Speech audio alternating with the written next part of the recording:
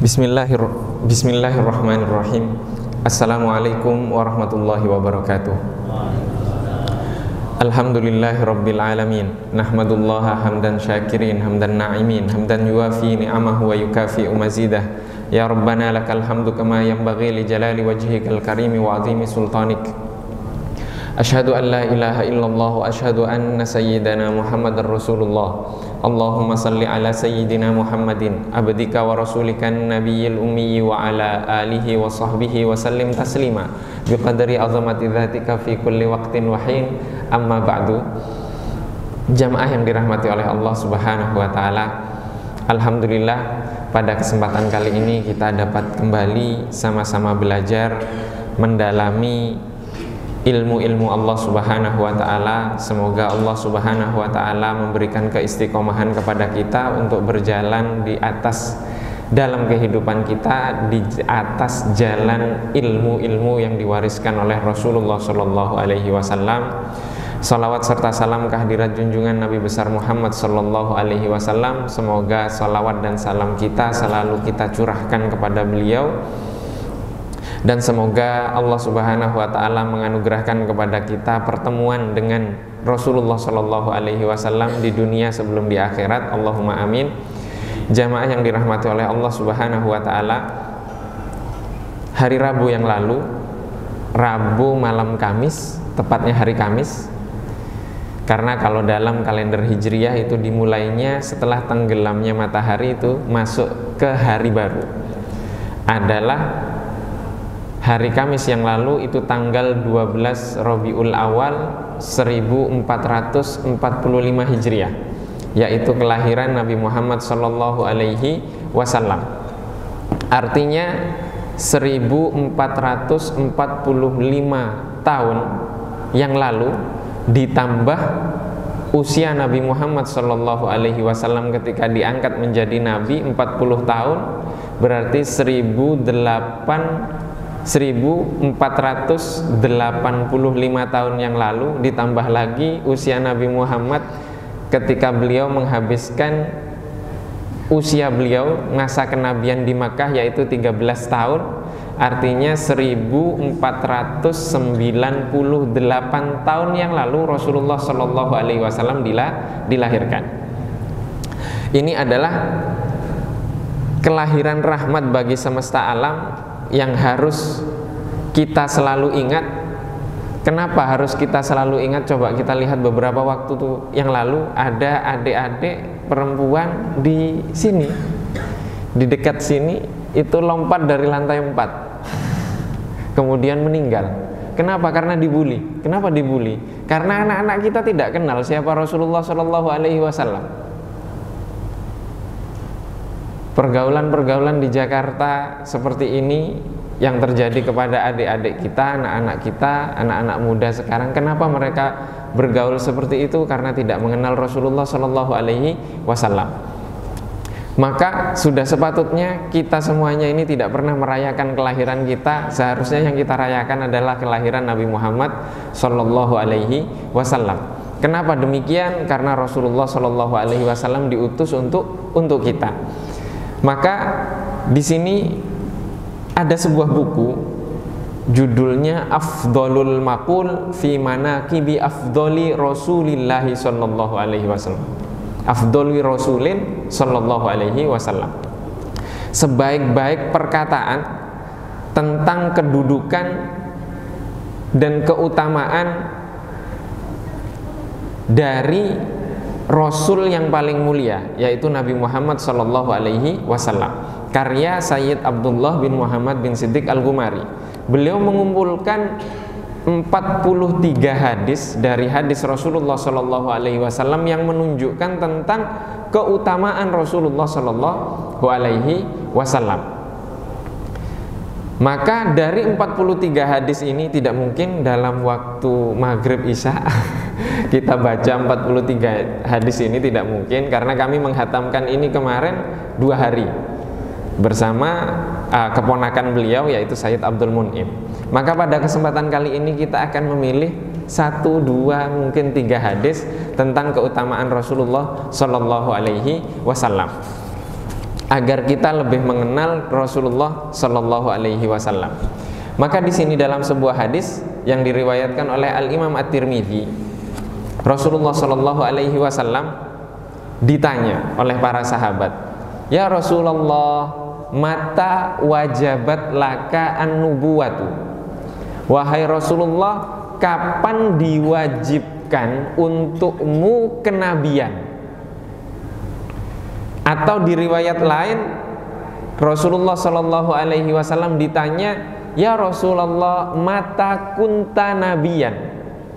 Wahai Rasulullah, kapan engkau ditunjuk menjadi nabi?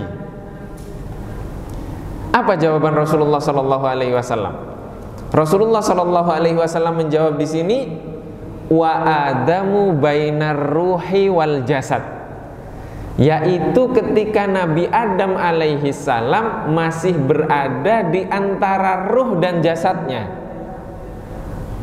Artinya ruh beliau belum ditiupkan ke jasadnya. Jadi Nabi Muhammad Sallallahu Alaihi Wasallam sudah diangkat menjadi nabi kapan? Ketika Nabi Adam belum menjadi manusia, belum menjadi manusia. Dan di riwayat lain dikatakan bahwa wa adamu munjadilun bai fitinatihi, yaitu ketika Nabi Adam masih dalam bentuk tanah dan belum ditiupkan ruh.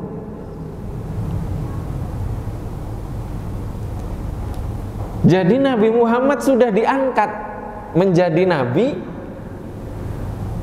kapan? Ketika Nabi Adam masih antara ruh dan jasad. Ini artinya Nabi Muhammad Shallallahu Alaihi Wasallam adalah nabi yang menjadi atau diutus menjadi nabi dari para nabi, menjadi nabi dari para nabi. Di sini dikatakan bahwa haditsun hasanun sahihun gharibun. Hadis ini adalah hadis yang hasan sahih menurut Imam At-Tirmidzi. Ya, menurut Imam At-Tirmidzi. Dan banyak riwayat-riwayat yang semakna dengan itu. Bagaimana kita bisa memahami hadis ini? Wah, ini sulit difahami. Maka kita tidak bisa memahami hadis kecuali dengan penjelasan-penjelasan dari hadis atau penjelasan-penjelasan dari Al-Quran.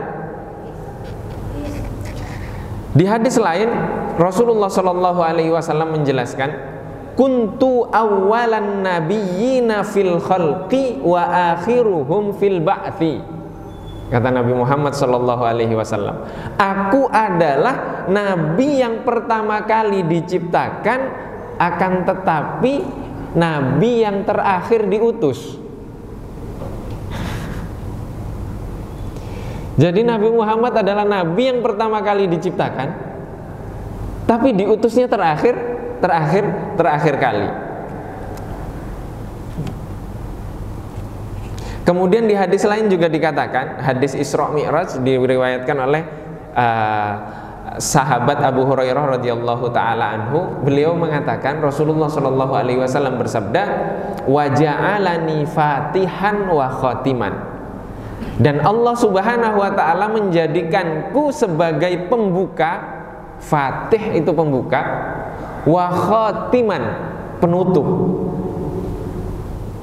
Jadi pembuka dan penutup. Maksudnya apa? Pembukanya adalah sebagai nabi yang pertama kali diciptakan, nabi yang pertama kali diangkat, tapi diutusnya terakhir kali. Maka sering kita menemukan kisah, dan hadis ini riwayatnya lemah, tapi kalau hanya sekedar kisah dalam ilmu hadis, selama tidak bertentangan dengan akidah, tidak bertentangan dengan syariat halal dan haram, maka para ulama memudahkan tentang kisah-kisah tersebut. Ada sebuah hadis lemah yang menceritakan bahwa Nabi Adam alaihi salam ketika dikeluarkan oleh Allah Subhanahu wa taala dari sorga, Nabi Adam bertobat kepada Allah Subhanahu wa taala. Kemudian bertobatnya bagaimana? Ya Allah, aku bertobat kepadamu atas keagungan Muhammad. di sisimu. Loh, Allah bertanya, bagaimana Adam kamu bisa tahu nama Muhammad? Ketika aku menghadap ke arah arsy, aku melihat di arsy itu tertulis namamu dan nama Muhammad di sampingnya. Seperti di masjid ini ada nama Muhammad, Allah dan Nabi Muhammad. Maka ini disepakati oleh para ulama. Jadi menulis di masjid itu nama Allah dan Muhammad di sampingnya, itu disepakati. Yang tidak disepakati apa? Menulis nama Allah, Nabi Muhammad, kemudian Khulafaur Rasyidin yang 4. Nah, itu ada perbedaan pendapat antara ulama. Tapi kalau sudah Allah Muhammad sepakat, tidak apa-apa. Jadi di arsy tertulis nama Muhammad. Tidak mungkin nama yang bersanding dengan namamu, kecuali itu adalah makhluk yang paling kau cintai dan amat sangat tinggi derajatnya di sisimu. Sehingga kemudian Allah Subhanahu wa ta'ala menerima taubatnya Nabi Adam. Riwayat ini lemah, tapi sebuah kisah dan tidak bertentangan dengan syariat Islam, tidak bertentangan dengan akidah, maka diterima oleh ahli hadis. Maka di sini menunjukkan bahwa tidak mungkin ada nama tapi pemilik namanya tidak ada, itu tidak mungkin. Mustahil itu. Mustahil. Allah menyebut zatnya dengan nama Allah, maka Allah itu ada. Demikian juga ketika nama Nabi Muhammad sudah termaktub di sisi nama Allah Subhanahu wa ta'ala di arsy, maka Nabi Muhammad itu ada. Nabi Muhammad sudah ada. Nah, kalau ditanya adanya seperti apa? Ini nanti jangan nanya seperti itu, Pak, Ibu. Ustaz, berarti Nabi Muhammad itu seperti apa waktu itu? Loh, jangan nanya saya. Saya ini cucunya Nabi Adam yang urutan keberapa kan sekarang? Nabi Adam aja belum ada, masa saya bisa menjawab itu? Tidak mungkin bisa menjawab. Maka yang tahu seperti apa Nabi Muhammad ketika itu hanya Allah Subhanahu wa ta'ala yang menciptakan. Karena Nabi Adam pun tidak tahu. Tidak tahu. Ataupun tahu tapi tidak sampai kepada kita informasinya atau riwayatnya. Maka di sini menunjukkan bahwa keagungan Nabi Muhammad sallallahu alaihi wasallam. Keagungan Nabi Muhammad sallallahu alaihi wasallam di sisi Allah Subhanahu wa taala. Dan kemudian hadis yang lain, Rasulullah sallallahu alaihi wasallam bersabda di dalam hadis yang diriwayatkan oleh Abu Nuaim al-Asbahani dan Imam At-Tabrani dan juga Ibnu Asakir dalam tarikhnya, dan dari riwayat Sayyidina Abdullah ibnu Abbas dan Sayyidah Aisyah dan banyak sahabat yang lainnya. Di sini Rasulullah Shallallahu Alaihi Wasallam bersabda, "Kharajtu min nikahin, walam akhruj min sifahin, min ladun Adama ila an waladani abi wa ummi walam yusibni min sifahil jahiliyati syai'un." Aku telah keluar di sini artinya dilahirkan dari pernikahan, dan aku tidak pernah keluar dilahirkan dari perzinahan sejak Nabi Adam sampai aku dilahirkan oleh ayahku dan ibuku, dan aku tidak tersentuh oleh perzinahan jahiliyah sama sekali atau sedikit pun. Ini menunjukkan bahwa nasab Rasulullah Shallallahu Alaihi Wasallam itu suci. Sejak Nabi Adam sampai dilahirkan oleh Sayyid Abdullah dan menikah dengan Sayyidah Aminah. Kalau kita membaca sejarah Rasulullah Shallallahu Alaihi Wasallam, kita akan menemukan bahwa di antara atau sebagian kecil sekali dari umat Arab, kabilah Arab, yaitu khususnya suku Quraisy, itu ada sebagian yang tidak tersentuh sama sekali oleh kesyirikan. Mereka tetap menyembah Allah Subhanahu wa ta'ala yang esa, mengikuti syariatnya Nabi Ibrahim alaihissalam. Nabi Ibrahim alaihissalam itu menikahi dua istri. Istri yang pertama namanya Sayyidah Sarah. Ada di mana? Ada di Palestina. Istri yang kedua namanya Sayyidah Hajar. Ditempatkan oleh Nabi Ibrahim atas perintah Allah Subhanahu wa ta'ala di gurun yang tandus namanya kota Makkah. Istri yang kedua ini, Sayyidah Hajar, melahirkan Sayyidina Ismail alaihissalam.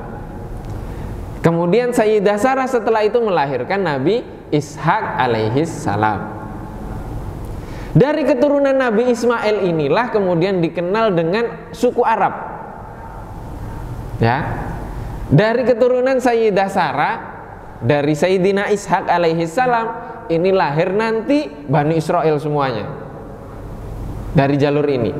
Dan seluruh nabi setelah Nabi Ibrahim itu lahir dari keturunan Nabi Ishak. Semuanya dari Nabi Ishak sampai Nabi Isa. Itu semuanya keturunan dari Nabi Ishak. Sedangkan Nabi Muhammad itu adalah satu-satunya keturunan dari Nabi Ismail yang menjadi nabi, sebagai penutup dari para nabi. Dari inilah Rasulullah Shallallahu Alaihi Wasallam lahir, dan itu tidak pernah tersentuh sedikit pun oleh perzinahan. Semuanya pernikahan. Kalau ditanya pernikahan dengan syariatnya siapa? Syariat Nabi yang ada di masa itu.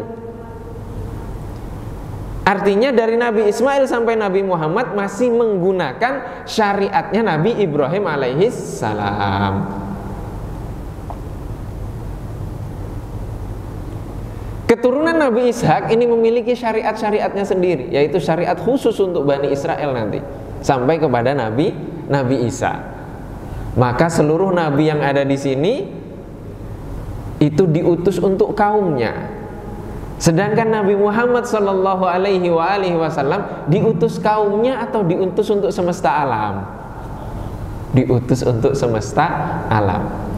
Maka syariatnya Nabi Muhammad akan menghapus seluruh syariat Nabi yang diutus sebelumnya. Ini adalah Nabi Muhammad Sallallahu Alaihi Wasallam tidak pernah tersentuh oleh perzinahan sedikit pun. Maka pernikahan Sayyid Abdullah dan Sayyidah Aminah itu sesuai dengan syariatnya Nabi Ibrahim alaihis salam. Suci. Ini Nabi Muhammad Sallallahu Alaihi Wasallam. Dan kemudian di hadis lain Rasulullah Sallallahu Alaihi Wasallam bersabda, diriwayatkan oleh Sayyidina Anas bin Malik. Sayyidina Anas bin Malik ini adalah pembantunya Rasulullah Sallallahu Alaihi Wasallam. Beliau sejak kecil diperintahkan oleh sang ibunda untuk membantu Rasulullah Sallallahu Alaihi Wasallam. Nah, ketika pertama kali membantu Rasulullah Sallallahu Alaihi Wasallam di rumahnya, sang ibunda ini bertanya kepada putranya. Beliau masih kecil. Ditanya, apa yang dilakukan Rasulullah di rumah? Kalau jam segini Rasulullah ngapain? Jam segini Rasulullah ngapain? Ditanya. Akan tetapi sang putra tidak menjawab. Kenapa? Karena segala sesuatu yang terjadi di dalam rumah itu adalah rahasia pemilik rumah itu. Kemudian sang ibunda menjawab, apa? Jawaban sang ibunda, seandainya kamu menjawab pertanyaanku, wahai anakku, mulai detik ini aku tidak akan mengizinkanmu untuk membantu Rasulullah di rumahnya. Ini akhlak. Ini akhlak. Akhlak yang diajarkan Rasulullah Sallallahu Alaihi Wasallam kepada Sayyidina Anas. Akhlak seorang muslim. menutupi rahasia-rahasia. Lalu sekarang bagaimana di media sosial? Semua rahasia yang tidak harus diungkapkan, diungkapkan. Semua aib yang harusnya ditutupi, dibongkar semuanya. Di mana kita dari akhlak para sahabat? Di mana kita dari akhlak Rasulullah Sallallahu Alaihi Wasallam? Di mana kita dari akhlaknya Nabi Muhammad Sallallahu Alaihi Wasallam dan akhlak Islam? Maka jangan heran ketika apa? Ketika banyak orang memusuhi Islam. Karena apa? Karena tidak ada Nabi Muhammad di diri kita. Tidak ada Nabi Muhammad di perkataan kita.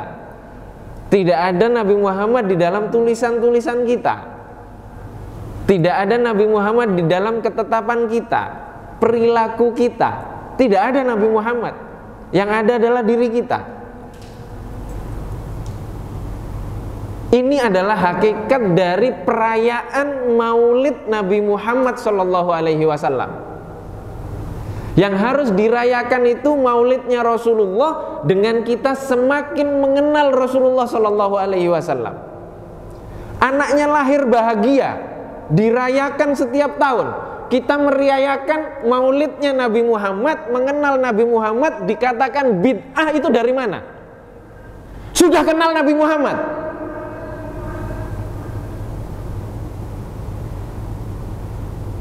Kita belum kenal Nabi Muhammad, belum menghayati Nabi Muhammad. Abu Lahab, ini ada di Sahih Bukhari ceritanya. Seorang sahabat bermimpi bertemu dengan Abu Lahab di dalam mimpinya, di dalam neraka. Kemudian ditanya Abu Lahab oleh sahabat tersebut,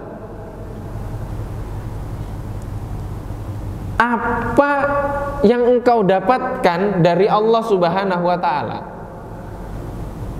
Dijawab oleh Abu Lahab bahwa dia berada di neraka yang paling bawah.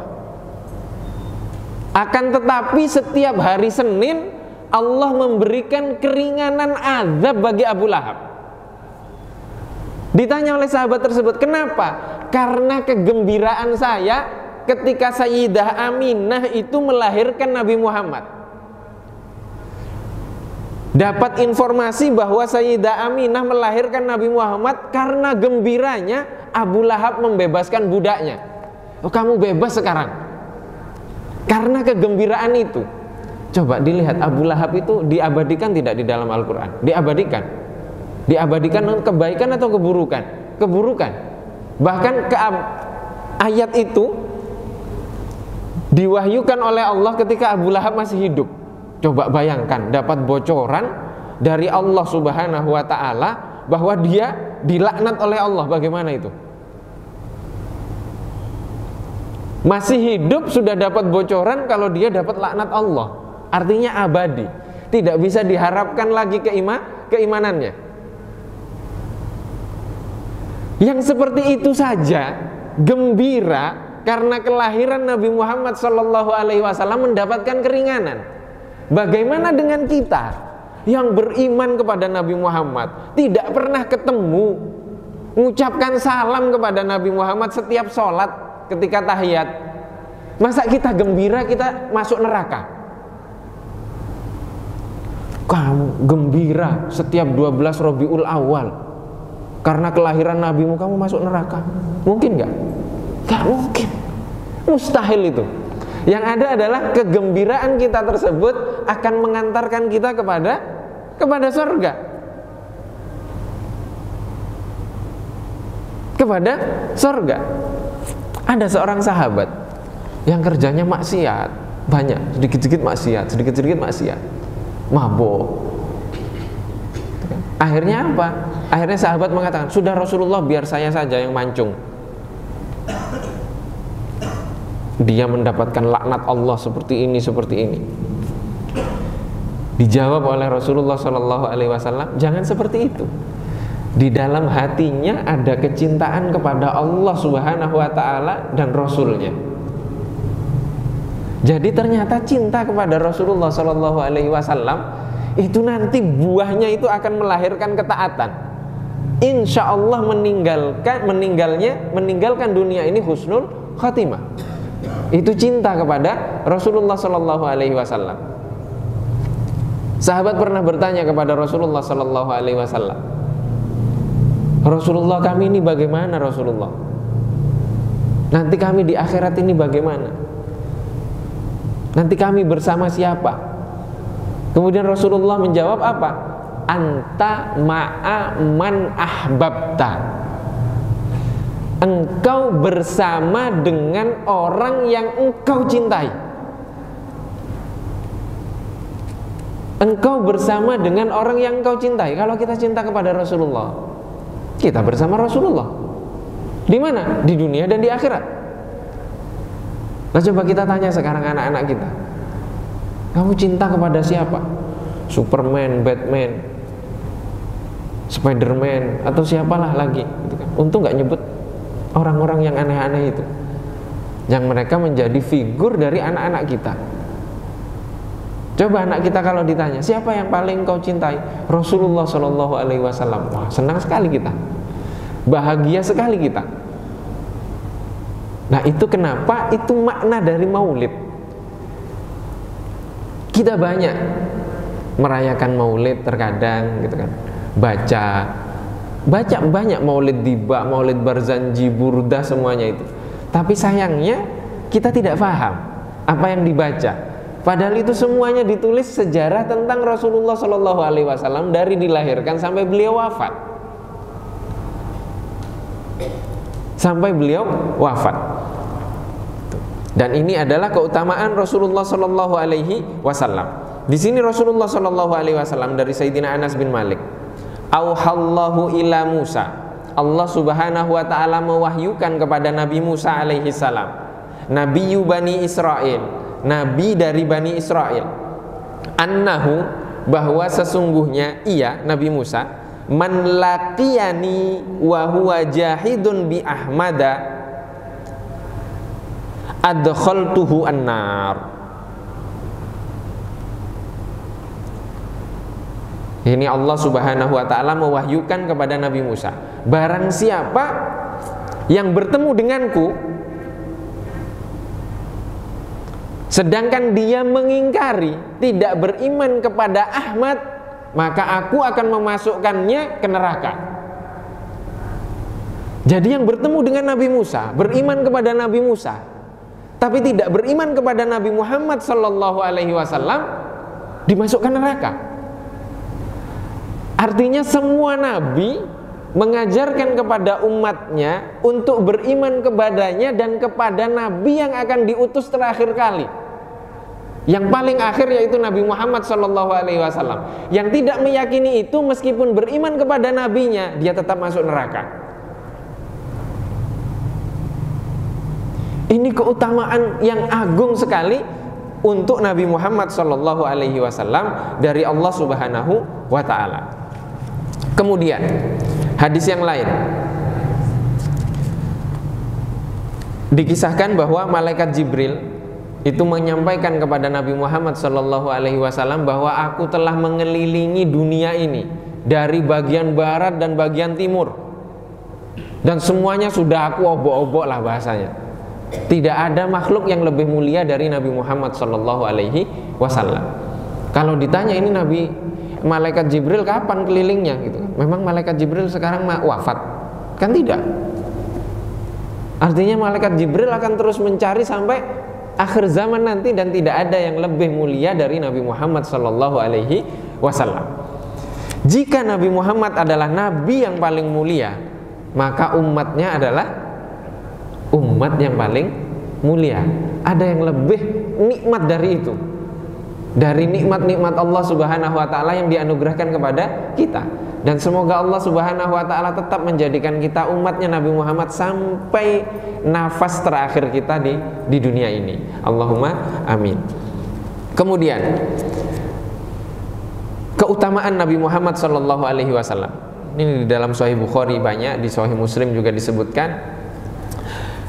Inni la a'rifu hajaran bi Makkah, sungguh aku mengetahui sebuah batu di kota Makkah, kana yusallimu alayya qabla an ub'ats. Batu tersebut mengucapkan salam kepadaku ketika aku belum diangkat menjadi rasul. Kata Nabi Muhammad sallallahu alaihi wasallam, "Inni la'arifuhul an." Dan sekarang saya baru mengetahui hakikatnya. Batu itu benda mati. Batu mengucapkan salam tapi nggak ngerasa. Assalamualaikum ya Nabi warahmatullahi wabarakatuh. Assalamualaikum wa ala ibadillahi sholihin. Kadang bacanya cepat, tidak menghayati, tidak merasa seolah-olah berhadapan dengan Nabi Muhammad. Kita mengucapkan salam di depan Nabi Muhammad. Salam itu sunnah, menjawabnya wajib. Jadi Nabi Muhammad ketika kita tahiyat itu, kita mengucapkan Assalamu alaika ayyuhan nabiyyu wa rahmatullahi wa barakatuh. Beliau menjawab wa alaikassalam wa rahmatullahi wa barakatuh. Coba salamnya terdengar. Lah kita ulang-ulang salamnya, karena Nabi Muhammad jawab terus. Bayangkan kita mengucapkan salawat dan salam kepada Nabi Muhammad menjawab, karena menjawabnya wajib. Mustahil Nabi Muhammad tidak menjawab. Kok saya nggak dengar? Bukan nggak dengar, HP kita nggak ada kuotanya. Jadi HP yang ada di hati kita ini, di ruh kita itu nggak ada kuotanya. Atau belum terkonek dengan wifi yang gratis. Atau HP kita masih poliponik, belum Android. Jadi harus di-upgrade terus. Karena apa? Karena sholat kita itu belum karena Allah Subhanahu wa ta'ala. Belum seperti sholatnya Nabi Muhammad sallallahu alaihi wasallam. Sholat kita masih memikirkan sholatnya orang lain. Sholatnya makmum masih memikirkan sholatnya imam. Sholatnya yang di belakang imam masih memikirkan yang di sebelahnya sholatnya bagaimana. Tahiyatnya gerak-gerak begini atau enggak, ya kan? Takbirnya sholatnya begini atau begini, masih mikirkan sholatnya orang lain. Al-Fatihahnya bismillahnya jahar, lantang atau tidak. Sholat subuhnya kunut atau enggak. Dari ruku, iktidal kemudian ke sujud, itu lutut dulu yang nyampe atau tangan? Oh dia tangan dulu. Lah kita sholat ini apa? Sholatnya Nabi Muhammad tidak seperti itu. Sholatnya Nabi Muhammad itu jasad dan ruh bersamaan, sama menghadap kepada Allah Subhanahu wa ta'ala. Kalau kita menghadap kepada siapa? Menghadap kepada pengetahuan yang baru kita pelajari, seolah-olah orang lain tidak tahu ilmu itu. Sudah, kalau sudah sholat lillahi ta'ala, Allahu Akbar, hilang sudah semuanya. Imamnya hilang, makmumnya hilang, tinggal kita yang sholat. Tapi imamnya harus tetap didengarkan, karena kita mengikuti imam. Itu syariatnya Nabi Muhammad sallallahu alaihi wasallam. Ini sholat.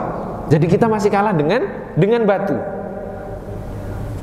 Batu tidak memiliki ruh, tapi bisa mengucapkan salam kepada Nabi Muhammad.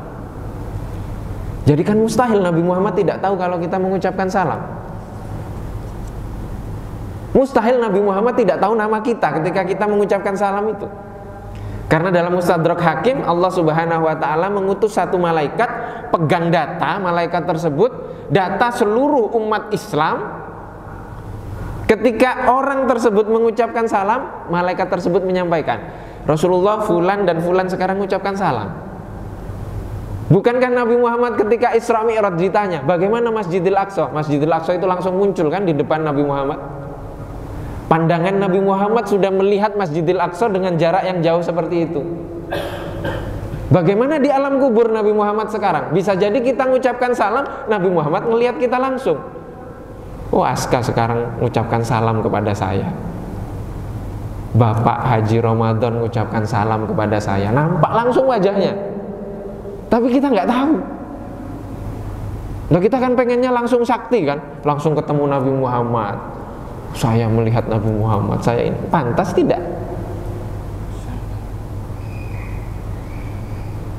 Tapi setidaknya itu kerinduan dari umat Nabi Muhammad Sallallahu Alaihi Wasallam. Pelepah pohon korma, yang ditinggal oleh Rasulullah Shallallahu Alaihi Wasallam. Ditinggalnya bagaimana? Jadi Rasulullah Shallallahu Alaihi Wasallam ketika pertama kali Islam ada di Madinah, itu Rasulullah khutbah tangannya nyandar ke pelepah pohon korma yang mati. Kemudian sahabat menawarkan kepada Rasulullah, Rasulullah, saya punya tukang kayu, jago dia Rasulullah bikin mimbar. Gimana kalau saya buatkan mimbar? Idenya diterima oleh Rasulullah, mimbarnya jadi. Rasulullah berdiri di atas mimbar. Mimbar itu kalau di masa Rasulullah Shallallahu Alaihi Wasallam itu tangganya dari depan dan hanya ada 3 tangga. Ya, itu mimbar di masa Rasulullah. Jadi kalau kita tekstual harus persis dengan Rasulullah. Coba ini tangganya berapa? Berarti ini nggak seperti mimbarnya Rasulullah. Ini sudah bid'ah. Itu kalau kita tekstualis seperti itu. Tekstualis seperti itu. Kalau di Al-Azhar, di Qarawiyyin itu tangganya tinggi Pak, sampai setinggi ini mimbarnya. Jadi naik berapa tangga itu, tinggi sampai imamnya, khotibnya ada di atas, kelihatan dari mana-mana. Itu bid'ah lagi tuh, karena tangganya lebih dari 3 tangga. Nah ketika mimbar itu jadi, Rasulullah berdiri di atas mimbar. Pelepah pohon korma, lagi-lagi ini benda mati, tiba-tiba nangis, mengeluarkan suara tangisan seperti tangisan anak kecil. Dan semua sahabat mendengar. Rasulullah mendatangi pelepah tersebut, kemudian dielus. Dielus-elus. Ada riwayat lain kemudian dipeluk oleh Rasulullah sampai tidak mengeluarkan suara. Di riwayat lain dijelaskan bahwa Rasulullah membisiki ke pelepah tersebut, gimana? Kamu mau saya hidupkan lagi, hidup di sini bersamaku di dunia, atau nanti kamu akan saya tanam di sorga dan menemaniku di sorga? Pelepah tersebut menjawab kepada Rasulullah, saya menemanimu di sorga saja, jangan di dunia. Itu pelepah baru ditinggal sehari oleh Rasulullah. Khutbah pertama langsung nangis. Lah kita ditinggal berapa tahun? Sudah pernah kita menangis karena ditinggal Rasulullah Shallallahu Alaihi Wasallam. Sudah pernah kita menangis tidak pernah bertemu dengan Rasulullah Shallallahu Alaihi Wasallam. Sudah pernah kita menangis kita belum pernah meniru Rasulullah Shallallahu Alaihi Wasallam. Kemudian pelepah tersebut ditanam di mana? Ditanam di bawah di bawah mimbarnya Rasulullah. Jadi ditanam oleh Rasulullah di bawah mimbarnya pas.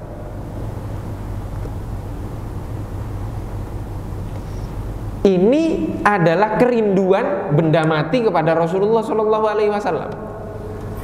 Dan begitu masih orang kafir Quraisy itu banyak yang tidak beriman, sehingga Rasulullah Shallallahu Alaihi Wasallam ingin menunjukkan kembali mukjizatnya dengan apa? Dengan membelah bulan.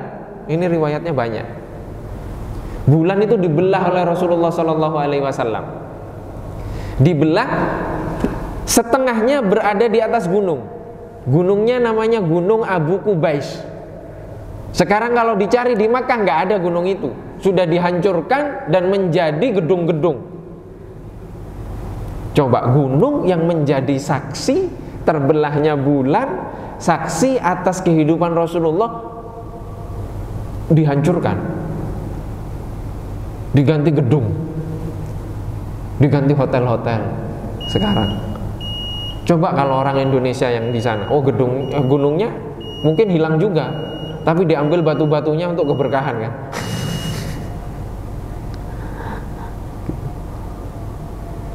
Jadi ini Rasulullah menunjukkan mukjizatnya Nabi Muhammad itu di bumi dan di luar bumi. Apa itu? Bulan. Bulan dibelah oleh Rasulullah, terbelah, diingkari oleh kafir Quraisy. Oh, kita sudah disihir mata kita oleh Muhammad. Beberapa hari setelah itu ada kafilah-kafilah yang datang dari luar Makkah, datang ke Mekah bercerita. Mereka di perjalanan melihat bulan itu terbelah. Sayyid Abdullah dalam sebuah buku menuliskan footnote bahwa ada literatur di Cina yang menunjukkan bahwa bulan itu pernah terbelah. Dan setelah dihitung ternyata itu tepat dengan tahun di mana Rasulullah Shallallahu Alaihi Wasallam membelah bulan. Artinya juga nampak di Cina. Ini adalah mukjizat Rasulullah Shallallahu Alaihi Wasallam. Jadi yang di bumi dan di luar bumi itu beriman kepada Nabi Muhammad Shallallahu Alaihi Wasallam. Coba kalau kita membaca banyak riwayat-riwayat seperti ini, apa tidak tambah rindu kita kepada Rasulullah Shallallahu Alaihi Wasallam? Tambah rindu. Bukti kerinduan itu ketika kita umroh, ketika kita haji, kita sholat, masuk ke Raudhah. Dan kita setelah ini baca Al-Fatihah bersama. Semoga masing-masing dari kita dianugerahkan oleh Allah Subhanahu wa Ta'ala haji, umroh bersama dengan keluarga, pasangannya masing-masing, masuk ke Raudhah bersama. Saya jamin suami akan lupa dengan istrinya, istrinya akan lupa dengan suaminya, karena mereka masing-masing merasa berdua dengan Rasulullah Shallallahu Alaihi Wasallam di Raudhah. Maka masing-masing kalau udah masuk Raudhah nggak masuk keluar. Ini bentuk kerinduan bahwa Nabi Muhammad Shallallahu Alaihi Wasallam itu ada dan selalu di hati kita. Mari kita sama-sama membaca Al-Fatihah. Semoga kerinduan dan kecintaan ini terus abadi di dalam hati kita di dunia dan juga di akhirat. Dan semoga Allah Subhanahu wa Ta'ala menuliskan masing-masing dari kita untuk dapat melaksanakan ibadah haji, ibadah umroh, dan bersilaturahim kepada Nabi Muhammad Sallallahu Alaihi Wasallam. Ala hadhihi niyya wa bikulli niyatin salihah wa ila hadratin Nabi Mustafa Sallallahu Alaihi wa alihi wasallam. Al-Fatihah. A'udzu billahi minasyaitonir rajim. Bismillahirrahmanirrahim. Alhamdulillahirabbil alamin arrahmanir rahim maliki yaumiddin. Iyyaka na'budu wa iyyaka nasta'in ihdinas siratal mustaqim siratal ladzina an'amta 'alaihim ghairil maghdubi 'alaihim waladdallin amin. Wa sallallahu ala sayyidina Muhammad wa ala alihi wa sahbihi wa sallam. Walhamdulillahi rabbil alamin. Wabillahi taufiq wal hidayah war ridha wal inayah. Wassalamu alaikum warahmatullahi wabarakatuh.